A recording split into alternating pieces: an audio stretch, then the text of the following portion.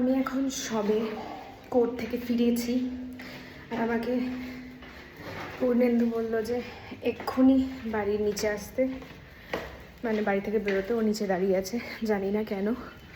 ও court থেকে ফিরেছে, এখনও আমার বাড়ির সামনে কী করছে আমি জানি না। এই যে আমি দেখতে পাচ্ছি, চলো তোমাদেরও দেখাই কী করছে। তুই এত দূরে এসেছিস এই গোলাপটা দিতে? এতক্ষণ ধরে কি তুই কাটা ছাড়াচ্ছিলিস? কাটা লাগা? হ্যাঁ, কাটা ছাড়াচ্ছি। এটা কিরকম গাছ? Auto bike. তুই চলে যাচ্ছিস এত তাড়াতাড়ি? তুই তো ব্যস্ত।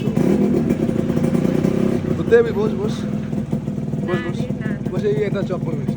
না প্লিজ না না। আরে বসলেই কিছু আস্তে আস্তে আস্তে।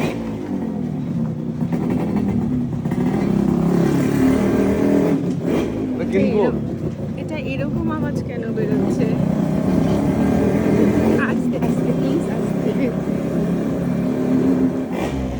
না, আমরা লাদাখ যাচ্ছি না, আমরা আমাদের পাড়াতেই ঘুরছি।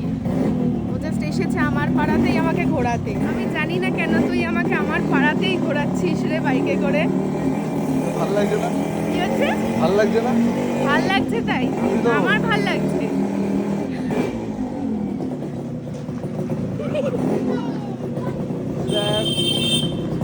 ডান দিকে একটা বিখ্যাত অভিনেত্রী প্রিয়া মালাকারের বাড়ি। ইস